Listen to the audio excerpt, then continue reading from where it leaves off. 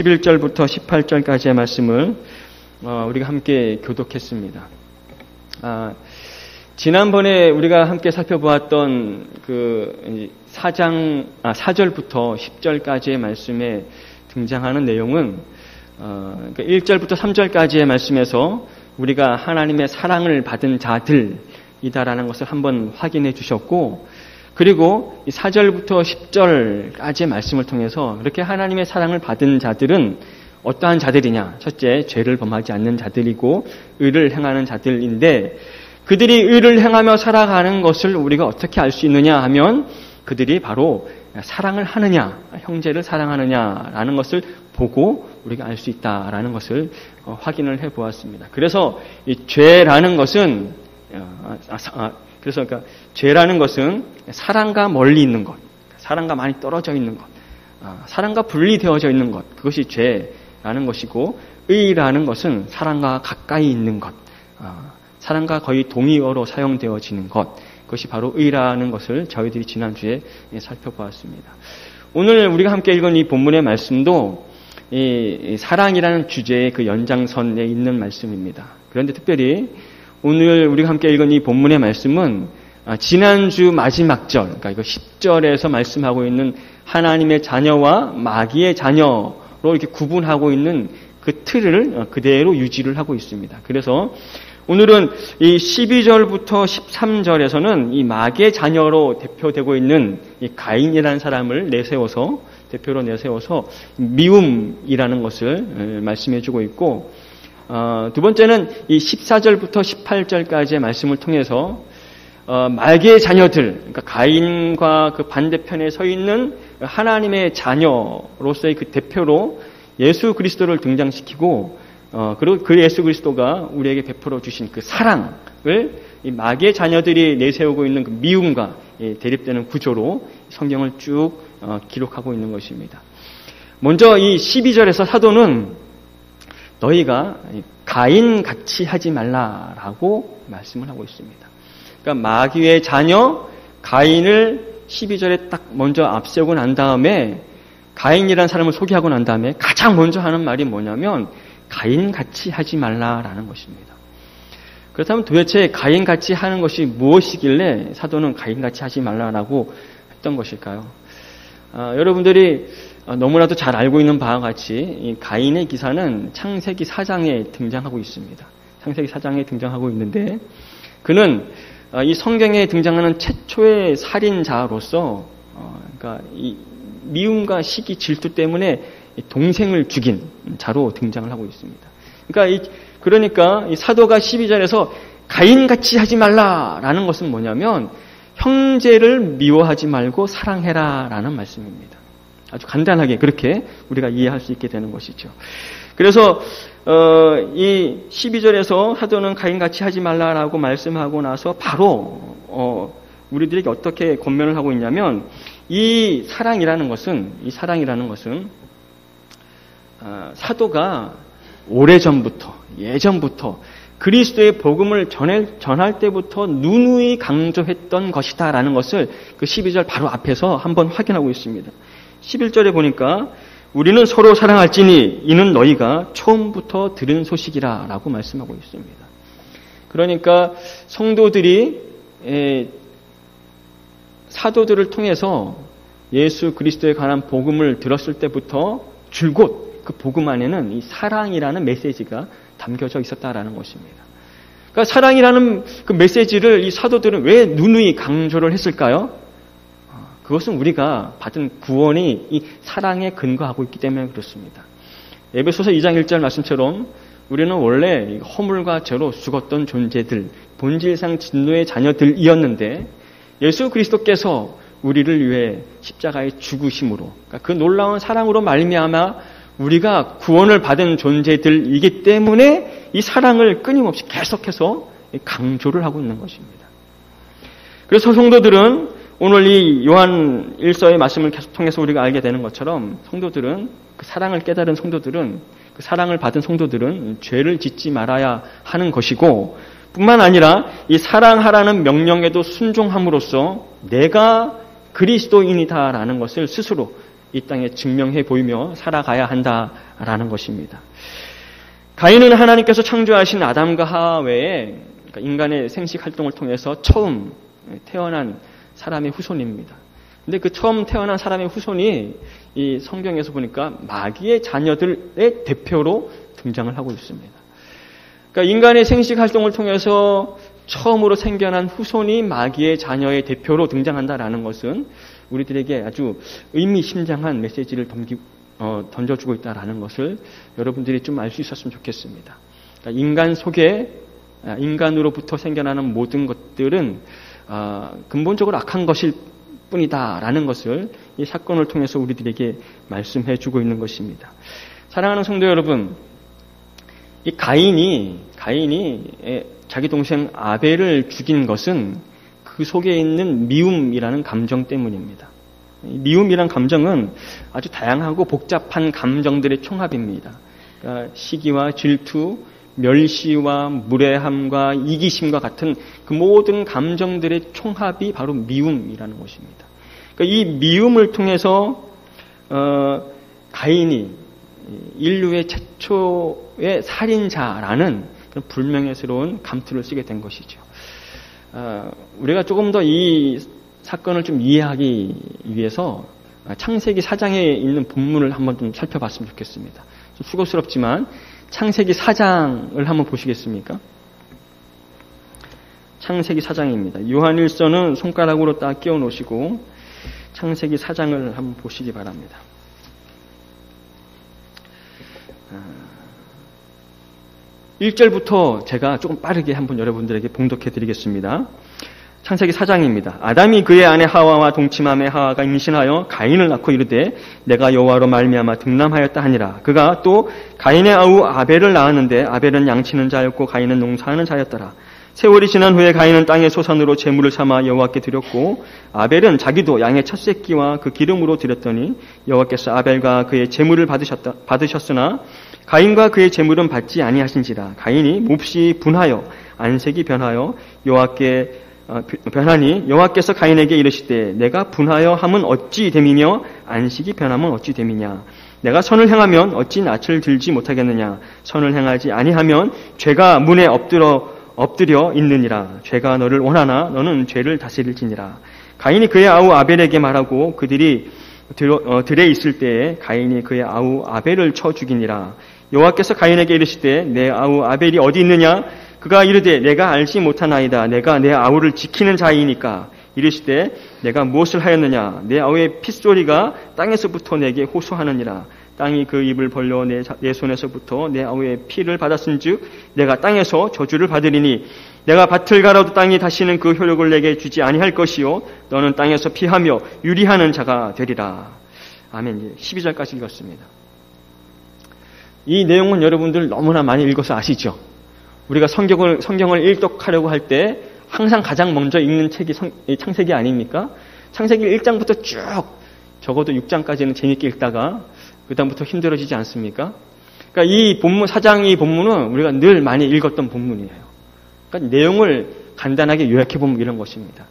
그러니까 하나님께서 창조한 그 아담과 하와가 죄로 인해 타락한 이후에 그들이 이제 동침하고 후손을 낳습니다. 후손이 낳는데 후손이 가인과 아벨이에요.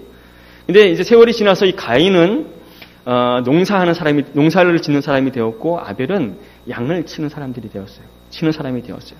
그리고 또 이제 세월이 지난 후에 가인은 자기의 그 이제 곡식, 그러니까 추수한 곡식을 가지고 하나님 앞에 제사를 드렸고, 그리고 아벨은 양의 첫 새끼와 그 기름으로 하나님 앞에 제사를 드리게 됩니다. 근데 문제는 하나님께서 아벨의 제사는 받았는데 가인의 제사는 받지 않으셨다라는 것입니다. 이 일로 인해서 성경을 보니까 가인은 하나님께 서운한 감정을 품게 되어졌습니다. 그리고 결국 그 하나님으로부터 서운한 감정을 품고 나서 이 아우에 대한 감정도 좋지 않게 되어졌어요.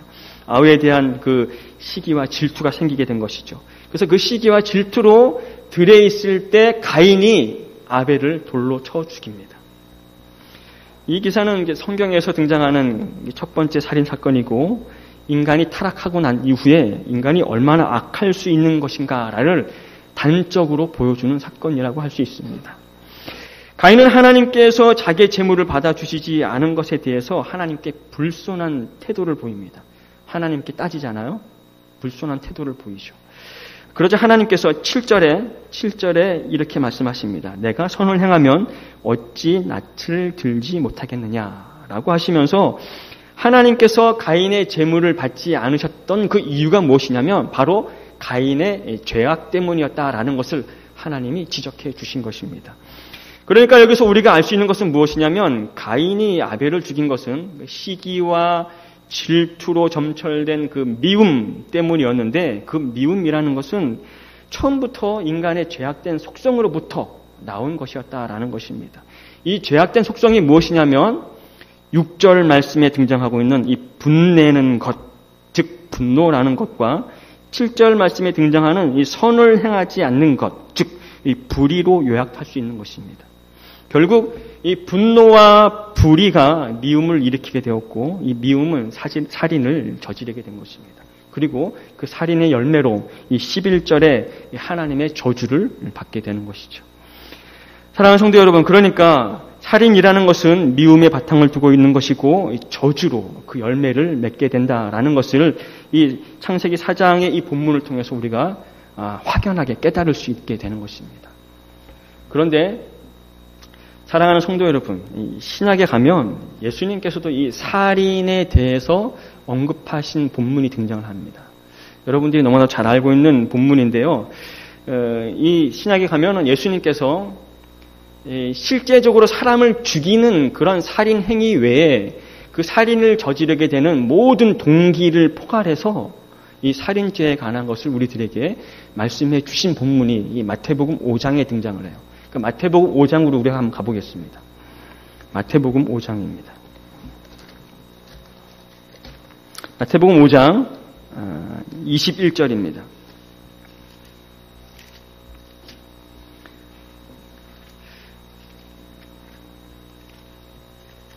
마태복음 5장 21절 제가 읽어드리겠습니다. 눈으로 여러분 따라 읽으시기 바랍니다. 옛사람에게 말한 바 살인하지 말라. 누구든지 사랑하면 심판을 받게 되리라. 하였다는 것을 너희가 들었으나, 그러니까 이 하였다는 것을 너희가 들었으나 라는 말은 예수님이 하신 말이 아니란 얘기죠. 다른 사람이 했다는 말입니다. 그러니까 22절에 나는 너희에게 이르노니 형제에게 노하는 자마다 심판을 받게 되고 형제에 대하여 나가라 하는 자는 공회에 잡혀가게 되고 미련한 놈이라 하는 자는 지옥불에 들어가게 되리라. 그러니까 여기 22절에 등장하는 이 나가라는 말은 바보, 멍충이 그런 뜻입니다. 그러니까 예수님은 사람이 실제적으로 살인을 저지르는 것만이 살인이 아니라 형제에 대해서 분노하고 여기 나가라고 멸시하고 미련한 놈이라고 이렇게 여기며 무례하게 대하는 모든 것이 다 살인과 마찬가지다라고 우리들에게 말씀을 하고 있는 것입니다. 이 말씀이 누구의 말씀이라고요? 예수님의 말씀. 좀 무섭지 않습니까?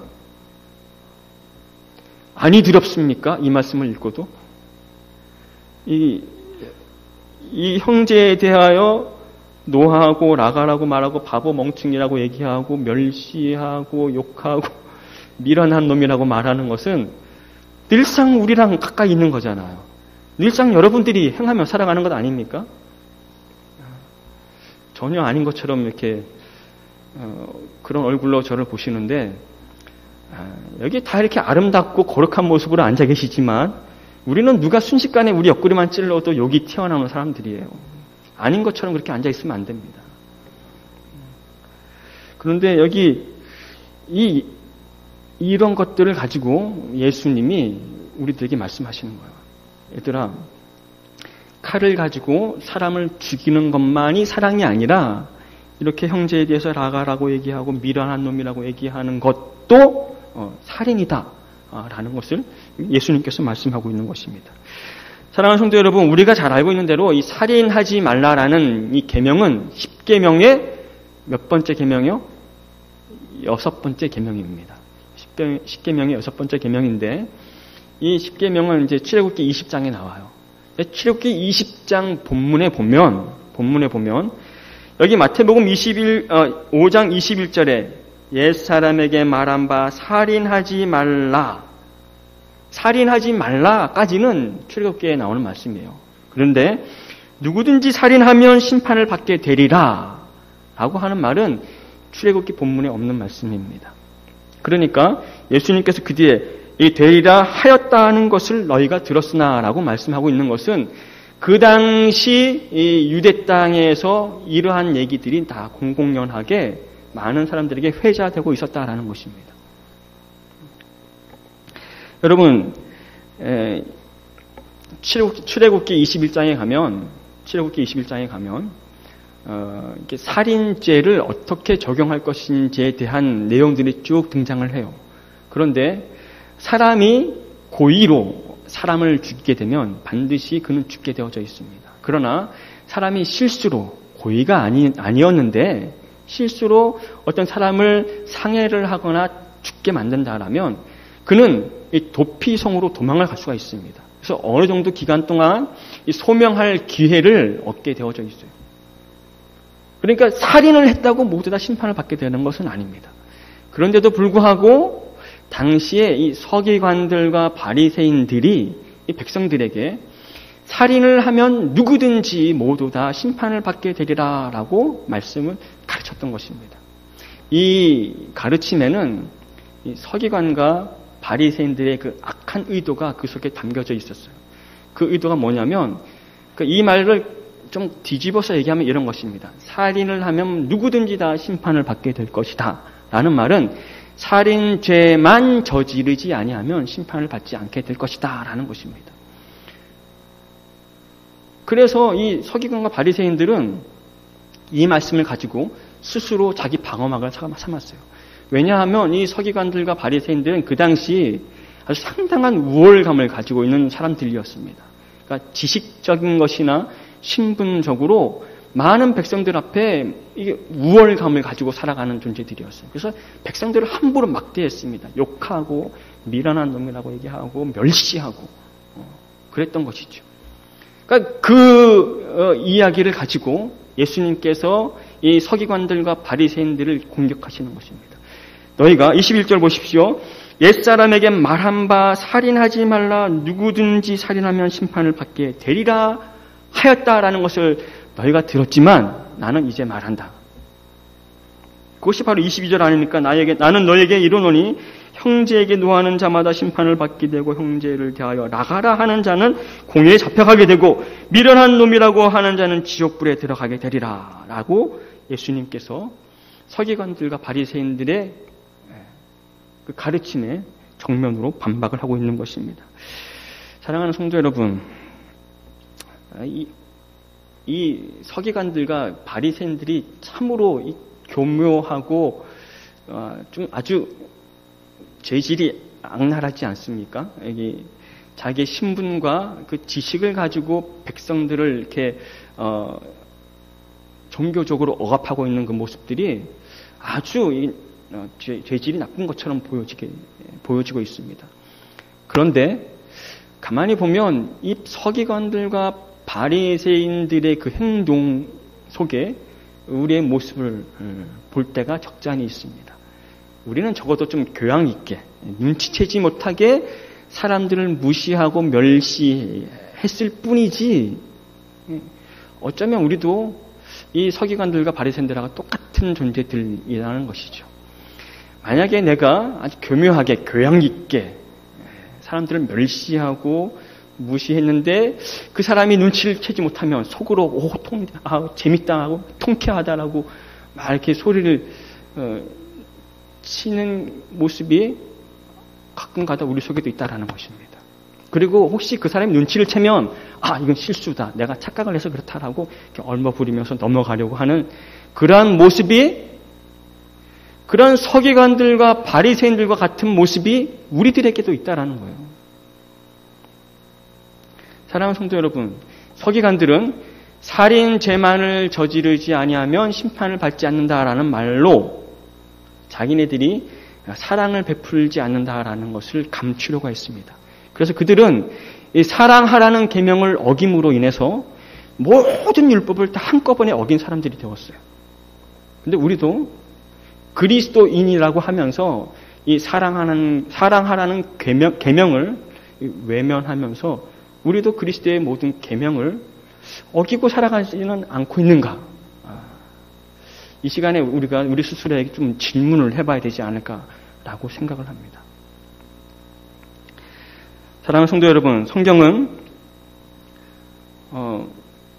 좀 두려운 말씀이지만 사랑이라는 계명에 불순종하는 자들은 하나님의 자녀가 아니고 마귀의 자녀다라고 오늘 이 요한 1서는 우리들에게 논증을 하고 있습니다. 마귀의 자녀들이란 어둠에 거하는 자들이요, 영적인 죽음 가운데 있는 자들입니다. 그래서 그들에게는 이 생명이 없습니다.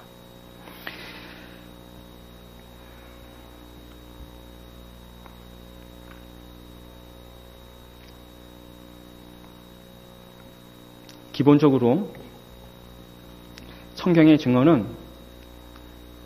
사랑이 있는 곳에 생명이 있다라고 합니다. 그리고 사랑이 없는 곳에는 생명이 없다라고 얘기하고 있습니다. 사랑이 없는 곳에는 생명이 없으면 뭐가 있죠? 죽음이 있는 것이죠. 그러니까 오늘 여러분 요한 1서를 자세하게 읽어보면 사도가 우리들에게 이렇게 요구하고 있습니다. 사랑과 미움을 대립시키고, 그리고 그 앞에 바로 등장했던 빛과 어둠을 대립시키고, 그리고 생명과 죽음을 대립시키고 있어요. 그래서 우리는 사랑 안에 거하는 자는 빛으로 살아가는 사람들이며 생명을 소유한 자들이다라고 우리들에게 가르치고 있고, 미움 안에 거하는 자들은 어둠 가운데 살아가는 자들이며 죽은 자들이다라고 우리들에게 가르치고 있는 것입니다. 사랑하는 성도 여러분, 오늘 이 본문 14절과 15절에 그러한 내용을 우리들에게 아주 자세하게 잘 보여주고 있습니다. 여러분, 먼저 14절 전반부를 한번 보시겠습니까? 14절 전반부를 보면 우리는 형제를 사랑함으로 사망에서 옮겨 생명으로 들어간 줄을 알거니와 라고 말씀하고 있는데, 이처럼 형제를 향한 사랑은 그가 사망에서 생명으로 옮겨진 자다라는 것, 다시 말해서 즉 생명을 소유하고 있다라는 것을 가시적으로 보여주는 징표라고 하는 것입니다. 반대로 이 14절 후반부에 있는 말씀, 사랑하지 아니하는 자는 사망에 머물러 있느니라, 이 말씀은 형제를 사랑하지 않는 자는 생명 없는 자, 사망에 거하는 자라고 가르치고 있는 것입니다. 그리고 그 다음 15절은 한 걸음 더 나아가서 그 형제를 미워하는 자마다 살인하는 자다라고 성경은 우리들에게 가르쳐주고 있는 것입니다. 그러니까 지금 이 사도는 사랑과 미움, 그리고 빛과 어둠, 그리고 생명과 죽음을 대립구조로 설명하면서 우리들에게 너희가 사랑하는 자가 되어져야 한다. 사랑하는 자가 되어져야지 빛 가운데 거하는 것이고, 그래야지 너희 안에 이 생명이라는 것이 있게 된다라고 우리들에게 가르치고 있는 것입니다. 그러니까 여러분, 이 모든 말씀, 지금까지 한 말씀을 제가 핵심을 요약해보면 이런 것입니다. 핵심을 요약할 때니까 이때는 들어보셔요. 12절 말씀처럼 가인같이 하지 말고 16절 말씀처럼 그가 우리를 위하여 목숨을 버리셨으니 우리가 이로써 사랑을 알고 우리도 형제를 위하여 목숨을 버리는 것이 마땅하다라는 것입니다. 그러니까 사도가 지금 우리들에게 얘기하는 것은 뭐냐면 가인같이 하지 말고 예수님처럼 살아라라는 것이죠. 그러므로 만약에 우리가 이 가인이라는 대표를 따라서 그의 영향력 아래 살면 우리는 살아도 죽은 것이고, 반대로 우리가 예수님의 영향력 아래서 그를 따라 살아가게 되면 우리는 죽어도 산 자가 된다라고 성경은 우리들에게 가르치고 있는 것입니다. 여러분, 지난주에 제가 이제 4절부터 10절까지 말씀을 통해서 무슨 말씀을 드렸냐면, 사랑을 행함으로 여러분들이 의를 행하는 자다라는 것을 이 세상에 드러내며 살아가십시오라고 말씀을 드렸습니다. 그러니까 사랑을 행함으로, 왜냐하면 사랑을 행하는 것이 의를 행하는 것이기 때문에 이 사랑을 행함으로 여러분들이 이 세상 안에서 의를 행하며 살아가는 사람들이다라는 것을 나타내 보여주며 살아가십시오라고 말씀을 드렸습니다. 오늘 말씀은 여러분들이 사랑을 행함으로 여러분들에게 생명이 있다라는 것을 이 세상에 드러내 보이며 살아가십시오라고 이렇게 정리를 할 수 있습니다. 정리를 할 수 있는 것입니다. 사랑하는 성도 여러분, 그러나 이 말씀을 우리가 이해를 할 때 중요한 사실 하나가 있습니다. 여러분들이 잊지 말아야 할 중요한 사실이 하나 있는데 그것이 무엇이냐면 우리가 나타내는 이 사랑은 우리의 생명의 원인이 되는 것이 아니라 단지 우리가 이 생명을 소유한 존재다라는 것을 나타내는 표중에 불과하다라는 것입니다. 이 말이 어렵죠? 쉽게 얘기하면 이런 것입니다. 우리가 베푸는 그 사랑 때문에 우리가 구원받은 것이 아니라 우리가 구원받았기 때문에 그 사랑을 나타내며 살아가야 한다라는 것입니다. 그러니까요, 사랑하는 성도 여러분, 이 말씀이 뭐냐면 진실한 사랑은 우리에게서 나오는 것이 아니다라는 거예요. 진실한 사랑, 그 진정한 사랑은 우리 속에 있는 그 하나님의 씨, 그 예수님의 사랑으로부터 시작된다라는 것이에요. 그러니까 여러분, 우리가 간혹 가다가 이제 그 크게 착각하고 있는 것이 있는데 뭐냐면 여러분들이 이제 봉사활동 많이 하잖아요. 그 봉사활동을 통해서 사랑을 많이 이제 나타내 보이며 살아가지 않습니까? 근데 그 사랑을 베푸는 것으로 간혹 여러분들 가슴에 계급장을 달아줄 때가 있다라는 거예요. 그것을 내가 이렇게 베풀었다, 내가 이렇게 사랑을 했다라는 것을 내 자랑, 내 공로로 내세우는 경우들이 심심찮게 우리들 속에 있다라는 것이죠. 여러분, 사랑은 여러분들이 그 어떠한 사랑을 한다 할지라도 그 사랑은 여러분들이 구원의 근거가 될 수 없습니다. 이것은 믿음도 마찬가지예요. 여러분들이 정말 훌륭한 믿음을 가지고 있지 않습니까? 그 믿음이 여러분들을 구원하는 것이 아니라 엄격하게 말하면 여러분들은 구원을 받았기 때문에 그 믿음도 선물로 받는 거예요. 그러니까 모든 우리 구원의 근거가 우리에게서부터 시작되지 않습니다. 모든 것은 하나님께로부터 시작된다라는 것이죠. 이 사실을 잊으면 안 돼요. 그러니까 여러분, 사랑도 마찬가지입니다. 우리가 베푸는 모든 사랑은 우리 속에 있는 그리스도로부터 시작되는 거예요. 내가 베푸는 사랑의 시작은 그리스도에게서부터 시작된다라는 것을 여러분들이 잊지 않으셔야 된다는 것입니다. 사랑하는 성도 여러분, 그래서 성도들에게 이 3장 18절 말씀처럼 이 말과 혀로만 사랑하지 않고 행함과 진실함으로 사랑하게 되는 그런 사랑이 드러나게 된다면 그것은 여러분들에게서부터 시작된 것이 아니다라는 것입니다.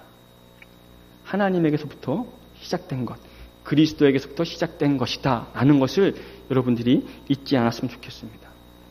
우리가 누군가를 사랑하게 된다면 주님께서 그 당신의 흘리신 피로 우리의 죄악을 가리시고 당신의 그 살로, 그 찢기신 그 살로 우리의 허물을 덮으시는 그 체험을 했기 때문에 우리가 누군가를 사랑할 수 있는 것입니다. 여러분, 그래서 성도들이 행하는 그 사랑과 이 세상 사람들이 하는 그 휴머니즘적인 사랑하고는 그 근본이 다른 거예요. 왜요? 그 시작부터, 그 동기부터 다른 곳에서부터 출발했기 때문에 그렇습니다. 그래서 세상 사람들은 그 사랑을 베풀고 그 사랑으로 모든 것들을 다 자기의 자랑, 자기의 공로로 삼아요. 그러나 진정한 성도는 자기가 그 어떠한 사랑을 베풀다 한다 할지라도 그것을 공로로, 자랑으로 삼지 않습니다. 왜요? 그 사랑의 시작은 우리 주께서부터 시작되었기 때문에 그렇습니다. 사랑하는 성도 여러분, 제가 얼마 전에 이 패친이 올린 글, 패친이라고 하면 이걸 이해하시는 분이 얼마 없겠죠. 그러니까 그 페이스북 친구를 패친이라 그래요. 근데 그 페이스북 친구가 이제 올린 글에 아주 감동적인 글을 하나 읽었어요.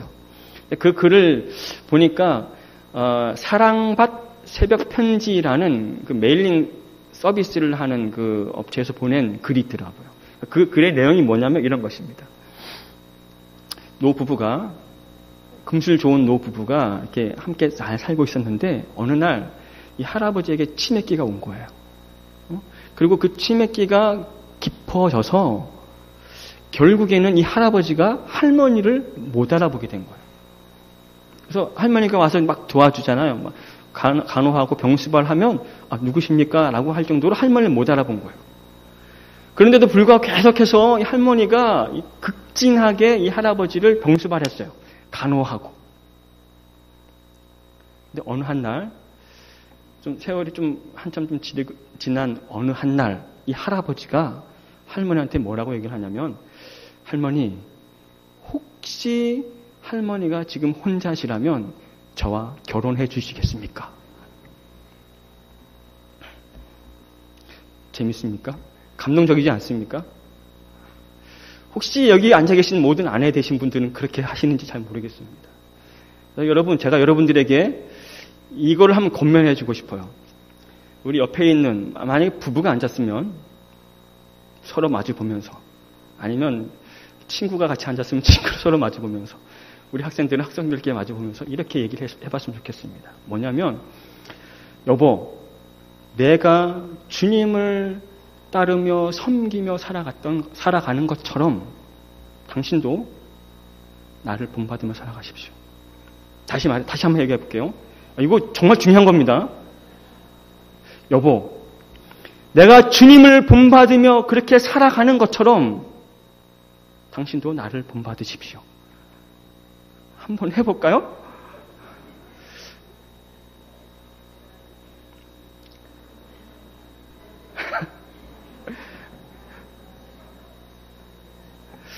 네, 좋습니다. 나중에 집에 가서 남편은 아내를 보고 아내는 남편을 보고 한번 해보십시오. 반드시 하셔야 됩니다. 근데 여러분, 솔직히 있잖아. 이 이야기를 하는 동안 우리들 가슴에 바늘로 콕콕콕 찌르듯이 그런 아픔이 오지 않습니까? 왜냐하면 사실 우리는 그 누구도 자기 아내에게, 자기 남편에게 내가 그리스도를 본받아 살아가는 것처럼 당신도 나를 본받아 살아가십시오라고 말할 수 있는, 그 자신 있게 말할 수 있는 존재가 아무도 없다라는 거예요. 그런데 성경은 그렇게 하라라고 얘기합니다. 왜냐하면 우리가 죄와 허물로 죽을 수밖에 없는 그 본질상 진노의 자녀였던 그 자리에서 예수 그리스도를 통하여 구원받은 그 놀라운 사랑을 입었기 때문에 우리에게도 그 사랑이 있다면 그 사랑이 자연스럽게 흘러 넘쳐야 된다라는 거예요. 자연스럽게. 그래서 그 사랑이 자연스럽게 흘러 넘쳐서 내 주변에 있는 사람들이 그 사랑에 젖어가게 살아야 된다라는 겁니다.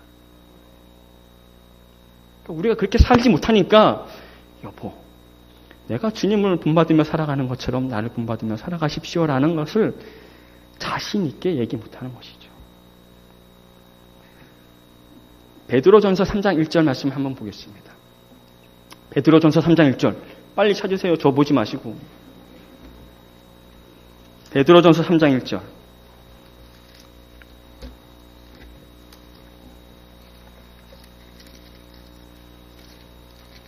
찾았습니까?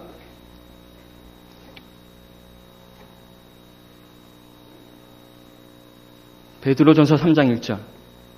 찾았으면 같이 함께 읽겠습니다. 자, 시작. 아내들아, 이와 같이 자기 남편에게 순종하라. 이는 혹 말씀을 순종하지 않는 자라 할지라도 말로 말미암지 않고 그 아내의 행실로 말미암아 구원을 받게 하려 함이라. 이 아내의 행실이라는 것이 뭐냐면 사랑이라는 거예요. 여러분, 여기는 이 아내한테만 얘기하는 것이 아닙니다.